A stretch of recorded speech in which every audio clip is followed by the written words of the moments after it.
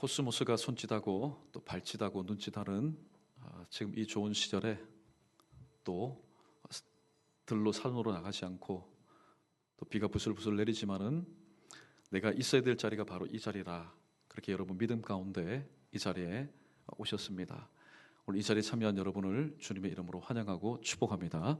우리 본당에 계신 분들, 중층에 계신 분들, 또 우리 영화부실에 소예배 계신 성도 여러분, 우리 다 아는 얼굴이지만은 혹시 내 좌우 옆에 새로운 인물이 보이면은 더욱더 크게 우리 샬롬으로 축복하며 말씀을 듣도록 하겠습니다. 우리 서로 축복합니다.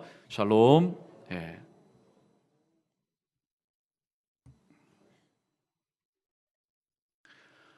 한 스웨덴의 동물학자가 개를 보고 웃지 말라 경고한 적이 있습니다. 사람들은 웃으면은 나에게 호감을 갖는갑다, 나를 좋아하는갑다, 그렇게 좋은 감정을 가지고 웃는 사람을 대합니다. 그러나 개는 이빨을 드러낼 정도로 웃는 사람을 경계합니다. 개에게 있어서 이빨을 드러내는 것은 마치 공격 신호를 보내는 것과 마찬가지이기 때문입니다. 인생만사 모든 건 내 기준으로 판단하면은, 특별히 개를 좋아하시는 분, 개 앞에서 웃다가 매일마다 물리기 십상입니다. 개 생각, 개 입장은 하지 않고 내 기준으로 모든 것을 대하기 때문입니다. 예입니다. 마찬가지로 저와 여러분, 우리에게는 인생을 살아나갈 때의 기준이라는 것이 필요합니다. 성경은 하나님의 말씀이 바로 우리 모두의, 특별히 하나님의 은혜 가운데 예수 그리스도를 믿어서 신앙생활하는 교회인 우리의 삶의 기준이라고 말씀하고 있습니다. 예루살렘 교회는 사도행전 1장 5절에 보니까 최초의 120명으로부터 시작이 되었습니다. 뒤에 가니까 베드로의 설교를 들은 이후에는 제자의 수가 3,000명이나 늘어났습니다. 그리고 또 말씀의 사역 이후에 5,000명이나 되는 성도들이 등록하는 놀라운 역사가 일어납니다. 그리고 사도행전 5장 14절의 말씀을 보면은 이제는 더 이상 카운트를 할 수 없습니다. 이제 더 이상 예배에 참여하는 사람의 머릿수를 셀 수 없을 정도로 큰 무리들이 예루살렘 교회의 멤버가 되었습니다. 그런데 놀라운 사실은 예루살렘 교회의 이러한 폭발적인 양적 성장의 그 배후에는 하나님 말씀의 강력한 선포가 시간마다 있었고, 그 말씀을 믿는 자를 통한 역사가 일어났기 때문이라고 말씀하고 있습니다. 사람이 많을수록 다다익선, 그런데 사람이 많이 모일수록 또 머리 숫자만큼 교회 안에서 여러 가지 많은 문제들이 발생하기도 하였습니다. 특별히 구제 문제 때문입니다. 할라파 유대인들이 히브리파 유대인들에게 이의를 제기합니다. 왜 구제할 때 우리의 과부들은 제외하고 너희들 과부들만 챙기느냐? 구제는 무엇입니까? 구제는 교회의 5대 사명 중에 빠지지 않는 귀한 사명입니다. 좋은 일입니다. 선한 일입니다. 그런데 좋고 선하고 하나님께 영광 돌려야 될 그런 일을 하다가 교회 안에서 같은 멤버끼리 지금 갈등을 하고 싸우고 다투고 있습니다. 그래서 7집사를 세웁니다. 7집사를 세운 목적은 구제하는 일에 전담하도록 하기 위해서, 그리고 사도들은 그동안에 소홀했던 기도와 말씀 사역에 전무하기 위해서였습니다. 그 결과 하나님의 말씀은 점점 왕성해집니다. 말씀의 능력이 나타납니다. 그 능력이 믿는 자의 삶을 통해서 믿지 않는 자들에게 본이 되었습니다. 이로 인해 예루살렘 교회는 영적으로는 부흥하고, 그리고 양적으로는 성장하고, 질적으로 변화되는 그런 귀한 은혜를 체험하게 되었습니다. 저는 오늘 본문을 중심으로 우리 크게 한번 따라해 보겠습니다. 하나님의 말씀이 정답입니다. 이 제목의 말씀을 가지고 말씀을 나누고자 합니다. 첫 번째, 하나님의 말씀은 시공간을 초월해서 역사합니다. 사도 바울은 디모데후서 2장 9절에서 복음으로 말미암아 내가 죄인과 같이 매이는 데까지 고난을 받았지만 그러나 하나님의 말씀은 매이지 아니하니라고 말하고 있습니다. 보그 증거 사역으로 인해서 사람은 혹 복음에 불모진 그 지역의 공권력에 의해서, 그 지역의 어떤 권력에 의해서 감옥에 투옥될 수 있습니다. 자금의 복음의 제3지역 혹은 복음의 불모지 가운데 하나님의 말씀을 증가하다가 이것이 그 나라 법에 저촉되어서 공권력에 의해서 강제적으로 감옥에 투옥되어서 사도 바울과 그리고 신라처럼 하나님 도대체 어떻게 해야 되겠습니까? 오늘 또 그 암울한 감옥 속에서 기도하고 있는 주의 종들도 있는 줄로 압니다. 그러나 아무리 그 지역에서는 통용되고 나는 새도 떨어뜨리는 그런 권세, 그런 권력을 가진 사람이라 할지라도 하나님의 말씀을 발목 잡을 수가 없고 하나님의 말씀을 가둘 수가 없는 것입니다. 왜냐하면 하나님의 말씀은 어떤 환경, 어떤 상황, 어떤 것에 의해서도 결코 매이지 않기 때문입니다. 혹자는 사도행전을 가리켜서 성령 행전이라고 부릅니다. 맞습니다. 저는 여기에 추가해서 사도행전은 어떤 행전이냐, 말씀 행전이라고 저는 붙이고 싶습니다. 왜냐하면 하나님의 말씀이 사도행전의 모든 흐름의 주축이고 또 하나님의 말씀이 없는 사도행전은 생각할 수가 없고 사도행전은 하나님의 말씀을 통한 사도들의 이야기로 기록되어 있기 때문입니다. 초대교회를 보면은 이 유대인들 가운데 바리새인들과 서기관들이 있습니다. 그들은 전하고 그들도 가르쳤습니다. 그러나 그들의 전함과 그들의 가르침 이후에는 백성을 통한 어떠한 역사가 뚜렷한 주목할 만한 그런 역사가 나타나지 않습니다. 왜냐하면 그들은 사람의 말을 가르쳤고 사람의 말 장로의 유전을 전하였기 때문입니다. 그러나 예수님의 제자입니다. 그 스승의 그 제자입니다. 바로 예수님의 12제자 및 또 사도 바울을 통해서 증거되고 가르쳐지는 것은 하나님의 말씀이었습니다. 회당이든 시간에 335 모인 가정이든 간에 선포된 것은 하나님의 말씀이었습니다. 어떤 이는 당일날 선포된 그 말씀에 의해서 강권적으로 전인격적인 변화를 체험한 사람들이 참으로 많았습니다. 거두절미하고 하나님의 말씀, 생명의 말씀을 그들에게 전하고 가르쳤기 때문입니다. 사람의 말은 아무리 주옥 같은 말, 아무리 귀한 말, 아무리 가치 있는 말, 의미심장한 말이라 할지라도 사람의 말은 그 사람의 마음만 움직일 뿐입니다. 그러나 하나님의 말씀은 그 사람의 영혼을 움직이는 하나님의 능력인 것입니다. 오늘도 전 세계를 통해서 1956년에 개국한 극동 방송의 전파를 타고 하나님의 말씀은 오늘도 국경을 넘어서 전파되고 있습니다. 지금도 선교사들이 들어갈 수 없는 극단주의적인 이슬람권과 그리고 저 공산권에 보면은 하나님의 말씀은 전파를 타고 오늘 또 여권, 비자 없이 마음대로 전파되고 있습니다. 이는 하나님의 말씀이 공간을 초월해서 역사한다는 사실을 우리는 발견하게 됩니다. 하나님의 말씀은 공간을 초월해서만 역사하는 말씀이 아니라 시간도 초월해서 역사하는 말씀입니다. 초대교회 그들이 믿었던 하나님, 오늘 우리가 믿는 하나님과 똑같습니다. 초대교회 그들이 붙잡았던 하나님의 말씀, 우리가 믿고 있는 하나님의 말씀과 똑같습니다. 그때 거기서 그들이 믿었던 하나님의 말씀의 역사가 지금도 여기에서 우리가 믿을 때에 동일하게 일어나기 때문입니다. 만약에 시공간을 달리해서 역사하는 하나님이라면 그때 거기에서 그들이 믿었던 하나님은 오늘 여기에서 우리가 믿는 하나님과 다를 것입니다. 변함없는 하나님이 아니라 시공간에 따라서 변하는 카멜레온과 같은 하나님일 것입니다. 만약에 하나님이 시공간을 따라서 바로 달리 역사하는 하나님이라면 말이지요. 그러나 야고보는 시공간을 초월해서 변함없이 존재하는 하나님을 이렇게 우리에게 이 아침에 소개하고 있습니다. 야고보서 1장 17절 말씀입니다. 함께 읽습니다. 시작.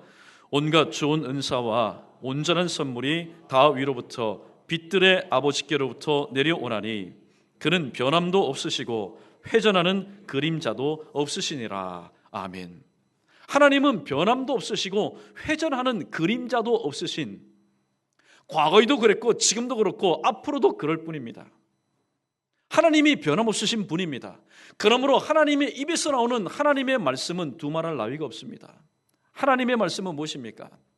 하나님의 그 속마음을 우리 인간의 언어로 기록하여 우리에게 준 하나님의 말씀입니다. 하나님이 변함이 없으시니 하나님의 말씀도 또한 변함없이 시공간을 초월해서 역사하는 것입니다. 지금은 변화무쌍한 시대입니다. 변화무쌍한 시대를 향해서 사람들은 이렇게 말합니다. 조변석계라. 아침에 변하고 저녁에 변하고. 그러나 이제 그 말도 구시적인 산물이 되어버렸습니다. 이런 한자 성어가 있는지 모르겠지만은 이제 우리는 조변석계의 시대를 지나서 초변분계의 시대를 바쁘게 우리는 살아가고 있습니다.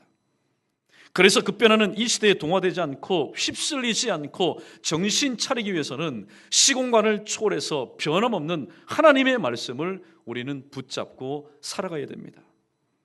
이런 하나님의 말씀을 붙잡았던 예루살렘 교회에 어떠한 놀라운 세 가지 역사가 일어납니까? 첫 번째, 하나님의 말씀이 점점 왕성하여 영적인 부흥이 일어납니다. 또 예루살렘에 있는 제자의 수가 점점 더 많아져 양적인 성장을 이룹니다. 마지막에 허다한 제사장의 무리도 이 도에 복종하니라. 질적인 변화가 일어나게 됩니다. 오늘 이 시간 이 자리에 참여한 우리 모두, 특별히 말씀의 사경의 이후에 여러분 각자 붙잡고 있는 하나님의 말씀이 있을 겁니다. 아무쪼록 하나님의 말씀으로 인해서 예루살렘 교회처럼 영적인 부흥과 양적인 성장, 및 더 나가서 질적인 변화를 선포되는 하나님의 말씀을 통해서 체험할 수 있는 저와 여러분 우리 모두 되기를 주님의 이름으로 축원합니다. 두 번째, 하나님의 말씀은 가장 강력한 촉매제입니다. 변화의 가장 강력한 촉매제입니다. 사도행전의 한 페이지 한 페이지를 여러 번 넘겨보십시오. 선포된 하나님의 말씀을 통해서 사람이 변화되고 개인이 변화되고 가정이 변화되고 공동체가 변화되는 놀라운 역사가 기록되어 있습니다. 사도행전 8장 4절로 8절까지의 말씀을 보면은 사마리아의 복음화 이야기입니다. 예루살렘 교회에 스데반의 순교를 통해서 큰 환란이 일어나게 됩니다. 사도들을 제외한 많은 사람들이 사방으로 흩어집니다. 그들의 흩어짐은 목숨을 부지하기 위한 흩어짐이 아니었습니다. 어떻게 가든지 간에 내가 보고 들은 것을 말하지 아니할 수 없다라는 성령의 강권하심을 따라서 그리스도를 증거하기 위해서였습니다. 그 중에 빌립 집사입니다. 이 빌립 집사가 사마리아 지역에 내려가서 그리스도를 증거합니다. 그런데 보니까 6절 말씀에 무리가 빌립의 말도 듣고 행하는 표적도 보고 한 마음으로 그가 하는 말을 따르더니 어떤 놀라운 역사가 사마리아 가운데 일어나게 됩니까? 8절에 보니까 그 성에 큰 기쁨이 있었다 얘기합니다. 여러분 가정 가운데 혹시 여러분이 소속되어 있는 공동체 관계된 것들 가운데 아직도 인생의 먹구름이 깔려 있습니까? 그래 웃음이 없습니까? 기쁨이 없습니까? 사마리아 지역이 바로 그러했습니다. 팔레스타인 지역 가운데 있었지만은 일찍이 BC 722년에 아수리의 침공을 받아서 완전히 멸망하게 됩니다. 그래서 아수리의 정책에 따라서 여러 민족의 사람들이 그 지역에서 와서 살다 보니까 피가 섞이게 되었습니다. 팔레스타인 안에 있지만은 이방인 중에 이방인으로 살아갑니다. 무슨 좋은 일이 있겠습니까? 무슨 기쁜 일이 있겠습니까? 그러나 하나님의 말씀이 심령마다 선포되고 그 말씀을 아멘으로 화답하여 그 심령 가운데 역사가 되니 시편 4편 7절 말씀처럼 주께서 내게 주시는 기쁨으로 인해서 사마리아 지역 가운데는 지금까지 일생일 때 한 번도 체험하지 못했던 큰 기쁨의 역사가 일어나게 되었습니다. 눈물과 아픔과 상처가 많은 사마리아였습니다. 그러나 이 사마리아에 큰 기쁨이 있었다는 것은 하나님의 말씀을 통한 변화의 역사가 일어났다는 증거입니다. 또 사도행전 16장 14절로 15절 말씀에 보면은 루디아의 이야기가 나옵니다. 사도 바울이 하루는 일행과 함께 기도 처소가 있는가 하여 둘러보던 중에 일단의 무리들이 모인 곳에 가서 하나님의 말씀을 증거합니다. 그때 주께서 루디아의 마음을 열어 바울의 말을 듣게 하십니다. 그 말씀이 루디아의 마음판에 떨어진 그 말씀이 루디아를 통하여서 역사하게 됩니다. 그래서 그와 그 온 집안이 세례를 받게 되었습니다. 그리고 또 한 가지 문제가 해결되었습니다. 빌립보는 사도 바울의 일행이 아는 사람이 아무도 없습니다. 친척도 없습니다. 그런데 복음 사역을 감당해야 됩니다. 먹고 잘 일이 문제입니다. 이때 하나님의 말씀을 들어서 은혜 충만한 이 루디아가, 자, 당신이 나를 주 예수 그리스도를 믿는 자로 여긴다면은 이제 우리 집에 와서 유숙하십시오. 그리고 이 빌립보 복음화를 위해서 완성할 때까지 머무르도록 영접하는 놀라운 역사가 일어나게 되었습니다.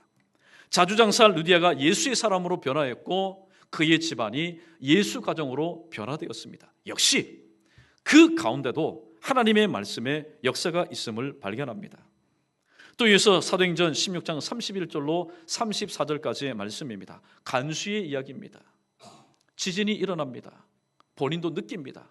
어느 정도의 강도의 지진이 일어난지 모르겠지만은 온 옥토가 다 흔들리고 문이 다 열려버립니다. 간수는 알고 있습니다.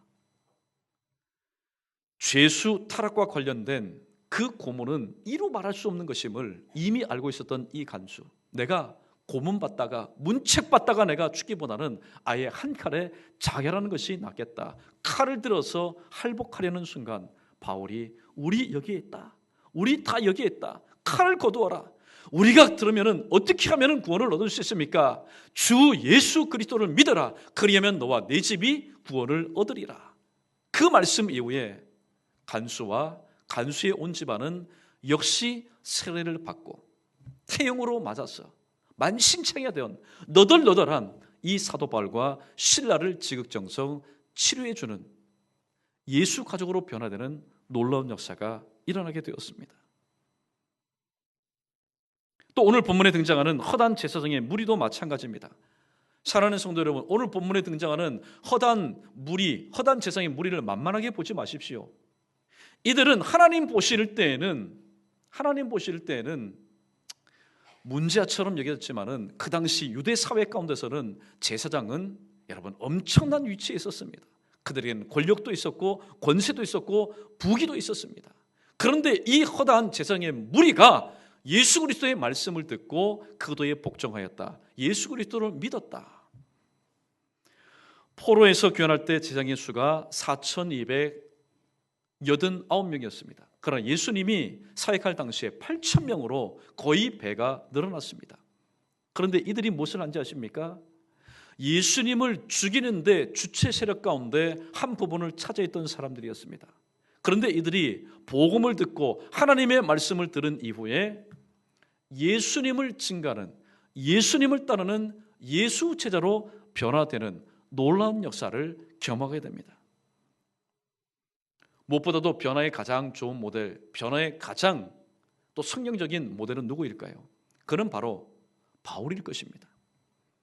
다메섹으로 예수 그리스도를 믿는 그리스도인을 잡으러 가는 사울에게 주님이 나타납니다.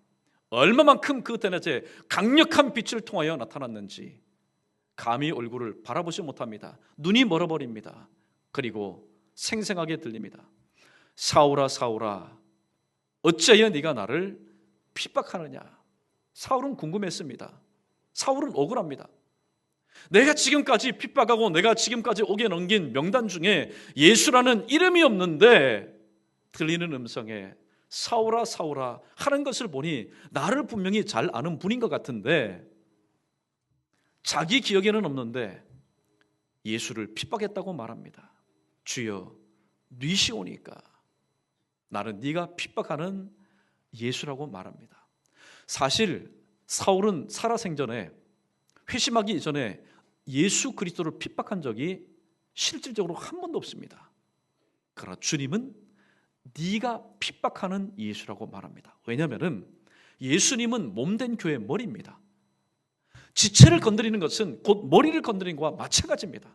그래서 예수님은 그리스도인 바로 나의 제자를 건드렸던 사울을 향해서 네가 나를 핍박하였다라고 말씀하였던 것입니다. 사울은 엎드러졌습니다. 눈은 멀었습니다. 엎드러졌습니다. 그리고 3일 동안 보지 못하는 가운데에 어떤 놀라운 역사가 일어납니까? 2절에 보면은 그리스도인을 잡으려 위협과 살기가 등등하였던 사울은 22절에서 오히려 다메섹 사람에게 예수를 그리스도라 증언하는 증인의 삶을 사는 사람으로 변화되었습니다. 예수님의 말씀이 그 한마디가 사울을 변화시켜 이방을 위한 그릇 바울이 되게 하신 것입니다. 이처럼 하나님의 말씀이 변화의 가장 강력한 촉매제가 되는 성경적인 근거가 여기 있습니다.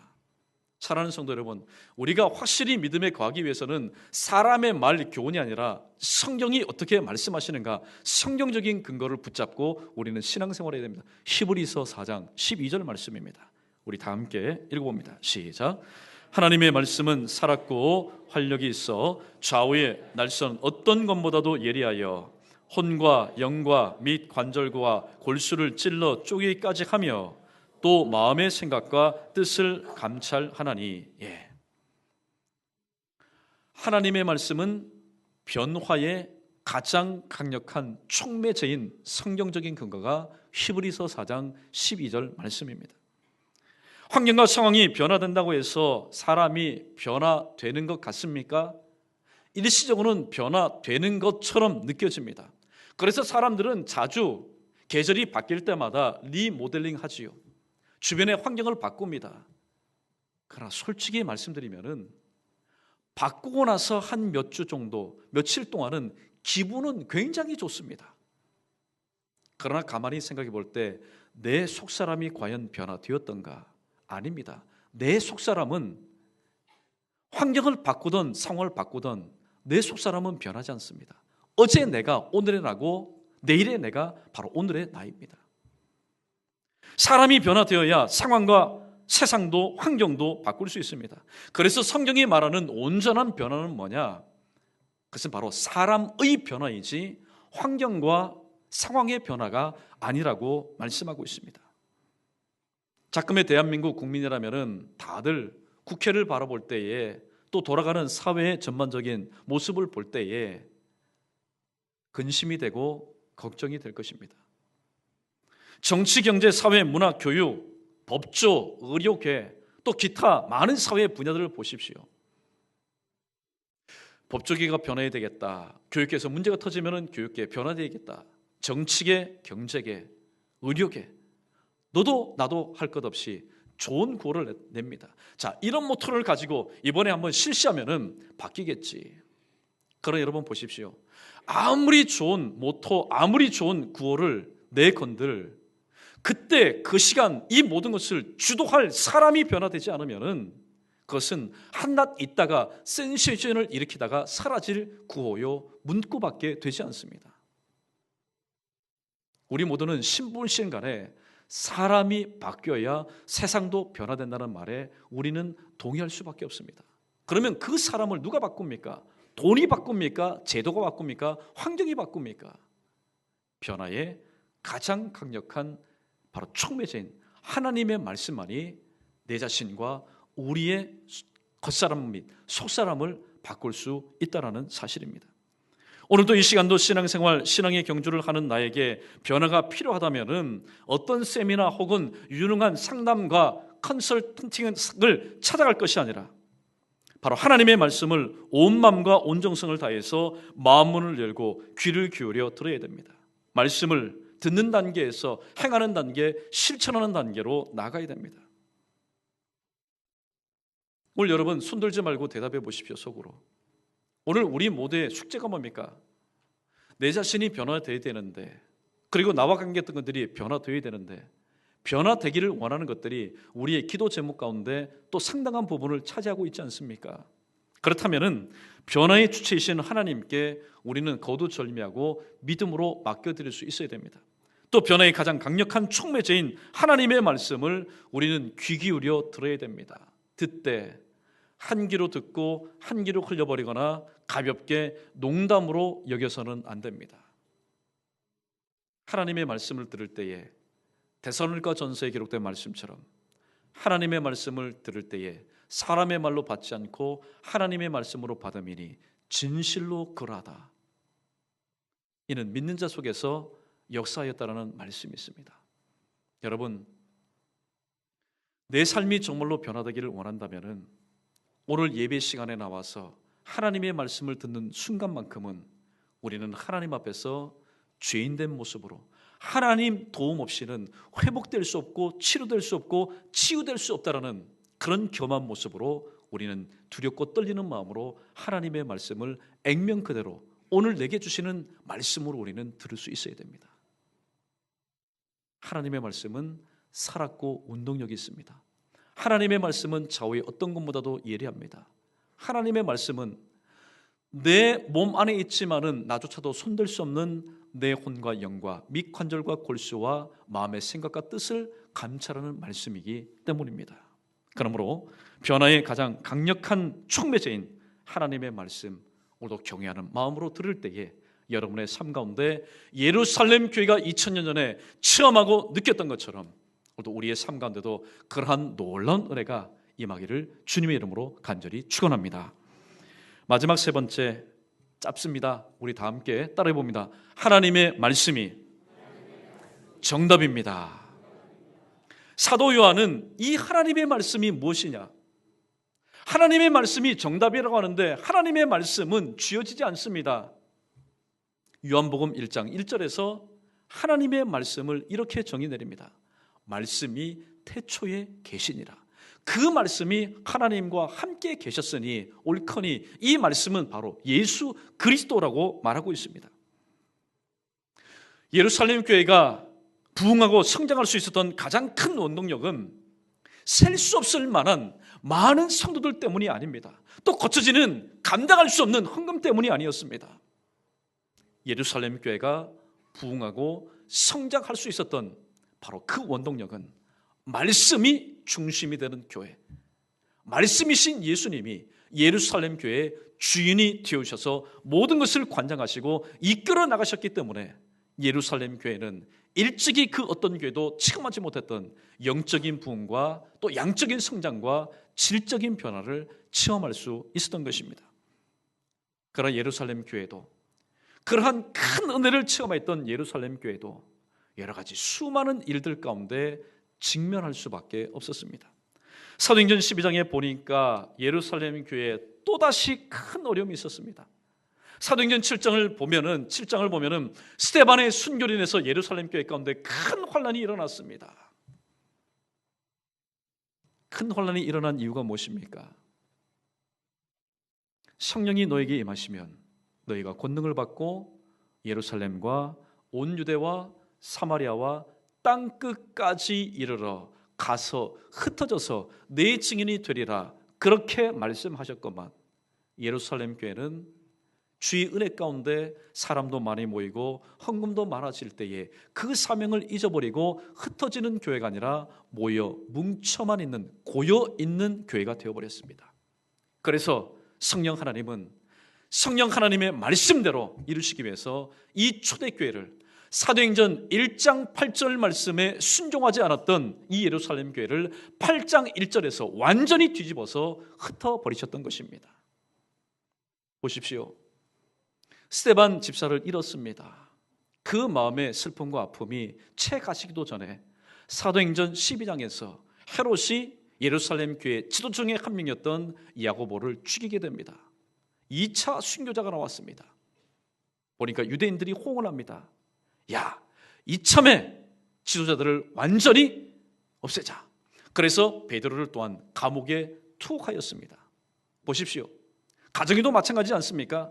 가정에 아무리 힘들고 어려운 일이 있다 할지라도 부모님이 함께 있는 가정의 자녀들은 두려워하지 않습니다. 떨지 않습니다. 왜냐하면 책임지는 것은 공동 책임이기 전에 부모님이 이 모든 것을 책임져주고 커버해주기 때문입니다. 그런데 교회 가운데 지도자 둘이 없어졌습니다. 한 명은 죽었습니다. 한 명은 지금 감옥에서 언제 출獄할지 모르는 기약 없는 그런 삶을 살아가고 있습니다. 그런데 놀라운 사실은 예루살렘 교회는 시편 119편 50절 말씀처럼 이 말씀은 나의 곤란 중에 위로라, 주의 말씀이 나를 살리셨음이니라. 베드로를 통해서, 사도를 통해서 일찍이 받은 이 하나님의 말씀을 통해서 그들은 위로를 받았습니다. 그리고 그들은 삼삼오오 모여서 합심하여 기도함으로 이 문제를 해결하고 이 문제를 극복할 수 있었던 것입니다. 오늘 우리 모두는 문제들 속에 파묻혀 살아갑니다. 왜 문제들 속에 우리는 파묻혀 살아갑니까? 겹겹이 둘러싸여 살아갑니까? 내가 살아있기 때문입니다. 그렇다고 여러분 문제 싫다해서 여러분 죽지 마십시오. 사실 죽은 사람에게는 문제가 없습니다. 고민할 필요도 없습니다. 내가 고민하고 내가 슬퍼하고 내가 지금 아파하는 것은 오히려 감사할 기도 제목 아닙니까? 하나님, 내가 지금 살아있기 때문입니다. 모르면 물어봐야 됩니다. 돌다리도 두드려보고 가라 한다는 말처럼 모르면 좌우지간 내 자존심, 내 모든 건 내려놓고 물어봐야 됩니다. 묻지 않고 가만히 있으면 자신만 손해보기 때문입니다. 시편에 보면 아삽이라는 시인이 나옵니다. 그런데 이 아삽은 지금 시험에 들 지경입니다. 실족할 지경입니다. 왜냐하면 그가 보고 들으니까 악인들은 왜 그렇게 강건한지 모릅니다. 악인은 아플 줄도 모릅니다. 악인은 형통한데 지속적으로 형통합니다. 그런데 의인은 보니까 병들고 아플고 형통하지 않습니다. 도대체 하나님의 공의가 어디 있는지 모르겠습니다. 자신의 머리로 이 모든 것을 생각하고 풀려고 하니까 머리만 아프고 고민만 쌓여갑니다. 그러나 하나님의 말씀을 붙잡고 성전에 들어가서 기도할 때에 아삽이라는 시인은 깨닫게 됩니다. 그래서 결국에는 시험에 들 즈음에 시험에 빠지지 않고 하나님의 약속하신 말씀과 기도로서 이 모든 시험을 극복했다고 오늘 시편 73편에서 이렇게 고백합니다. 시편 73편 16절과 17절 말씀 우리 다시 한번 합독합니다. 시작. 내가 어쩌면 이를 알까 하여 생각한즉 그것이 내게 심한 고통이 되었더니 하나님의 성소에 들어갈 때에야 그들의 종말을 내가 깨달았나이다. 할렐루야. 여러분, 내 집은 만민의 기도하는 집입니다. 기도하는 집이 뭡니까? 물어보는 집입니다. 구하는 집이고 찾는 집이고 두드리는 집입니다. 그 집에 들어갔을 때에 아삽은 하나님 그렇습니까? 지금 제 눈에는 악인은 아플 줄도 모르고 악인은 항상 형통한데 악인은 마지막에는 그 형통이 불통이 되고 그 건강함이 하나님 취하여 가심으로 아무런 소용이 없는 것이 되는군요. 하나님께 물어봤더니 하나님께서 말씀하심으로 깨닫게 된 것입니다. 저 여러분, 우리가 살면서 직면하게 되는 인생의 물음표라는 것이 있습니다. 오늘 우리 모두는 좋게 말하면은 기도 제목이지만은 또 부호로 따지면은 우리 각자가 지금 안고 있는 게 뭡니까? 인생의 물음표 아닙니까? 그 물음표 앞에서 무기력하고 무능력한 내 자신만 바라보면은 우리는 정말로 실족하고 낙망하고 실수하고 또 낙심할 수밖에 없는 존재입니다. 2부 시간에 이렇게 질문했습니다. 근데 크게 대답하지 않더군요. 여러분에게는 질문합니다. 목사도 시험에 들까요? 목사도 낙심할까요? 목사도 눈물 흘릴까요? 예, 맞습니다. 아무리 목사라 할지라도 지금 내 자신의 무능력함과 무기력함만을 바라보면은 강단에서 큰 소리 치는 것 같지만은 내 자신만을 바라보면은 내려가서 흐느낄 수밖에 없는 존재입니다. 낙심할 수밖에 없는 존재입니다. 실족할 수밖에 없는 존재입니다. 저와 여러분, 우리 모두는 성정이 똑같은 연약한 질그릇이기 때문입니다. 그러나 성경은 말씀합니다. 이런 일을 당했다 할지라도 낙심하지 말라고 얘기합니다. 또 무엇이라고 가르쳐주냐 하십니까? 네 손에 무엇이 쥐어져 있느냐? 예, 제 손에는 성경책이 쥐어져 있습니다. 그러면 그것을 펴라. 그리고 말씀이신 예수님께 물어보고 구하고 찾고 두드리고 그래도 응답되지 않으면 주실 때까지 기다리라고 말씀하고 있습니다.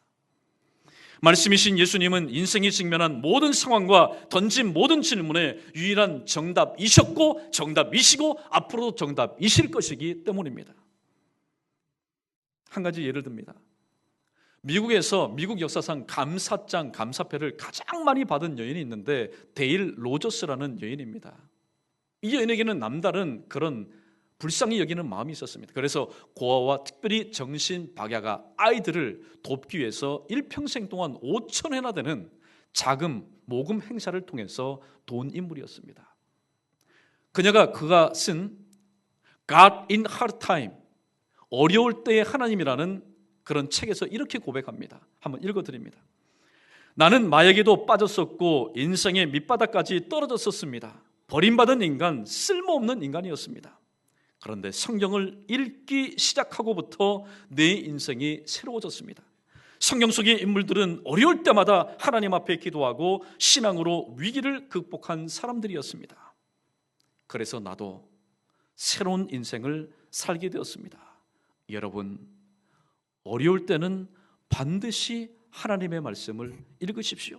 그리고 예수 그리스도를 통해서 도움을 받으십시오라는 멘트를 남겼습니다. 하나님은 하나님 말씀 속에, 하나님은 우리가 들고 다니는 이 하나님 말씀 속에 우리가 그토록 찾고 싶어하는 정답을 숨겨놓았습니다. 그러면 그 정답은 누구의 몫일까요?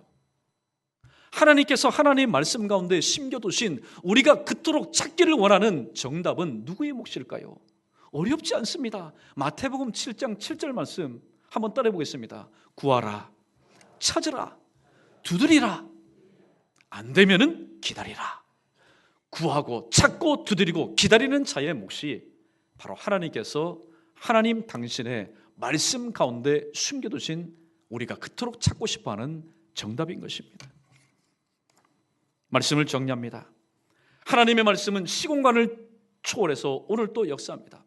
하나님의 말씀은 변화의 가장 강력한 촉매제입니다. 변화의 가장 강력한 촉매제인 이 하나님의 말씀은 저와 여러분, 우리 모두가 직면한 모든 상황과 우리가 질문하는 모든 질문의 유일한 대답이십니다. 이 말씀은 누구라고요? 곧 예수 그리스도입니다. 아무쪼록 남은 생애 가운데 만나게 될 모든 상황과 또 던져지게 될 모든 질문의 유일한 정답을 말씀이신 예수 그리스도 안에서 다시 한번 발견하여 초대 예루살렘 교회처럼 영적으로는 부흥하고 양적으로는 성장하며 질적으로 변화되는 그런 은혜를 타교회를 통해서 듣고 마냥 아쉬워하는 저와 여러분이 아니라 그 이야기가 바로 저와 여러분, 우리 연희교회의 스토리, 우리 연희교회의 신앙 고백, 우리 연희교회의 간증거리 되기를 주님의 이름으로 간절히 축원합니다.